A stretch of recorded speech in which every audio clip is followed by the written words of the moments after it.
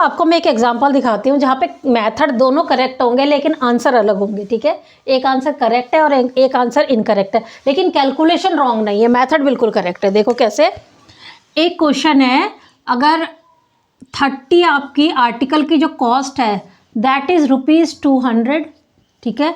तो क्वेश्चन है कि you have to find the cost of 600 articles, ठीक है। तो इसमें हम यूनिटरी मेथड लगाते हैं, 30 को हम कर देते हैं 1 और यहाँ पर हम ये सेम रखते हैं, है ना, अपॉन ये बस नीचे आ जाता है, यही मेथड है।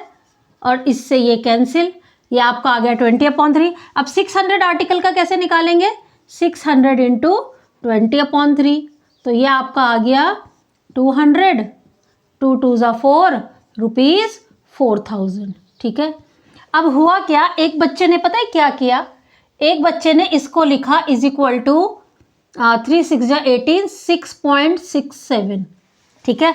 अब उसने क्या करा, उसने इस पार्ट को क्या किया, जब उसने 600 आर्टिकल की कॉस्ट निकाली, इट इज 6.67, 600 इंटू 6.67, ठीक है।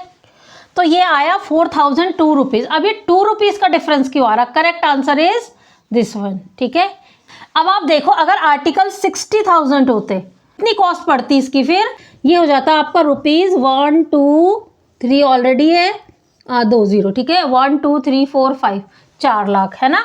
और यही अगर इसको करते हम, इसकी कितनी होती इसके हिसाब से, ये तो इसके हिसाब से आई है ना, अगर इसके हिसाब से करते तो कितनी होती, इसमें 2 0 और लगा देंगे, 400220, तो कितने रुपीज़ का फ़र्क आ गया, देखो 200 रुपीज़ का फ़र्क आ गया। तो ये आंसर रॉन्ग क्यों आ रहा है, क्योंकि हमने जो लिया है बीच में अप्रॉक्सीमेशन लिया है।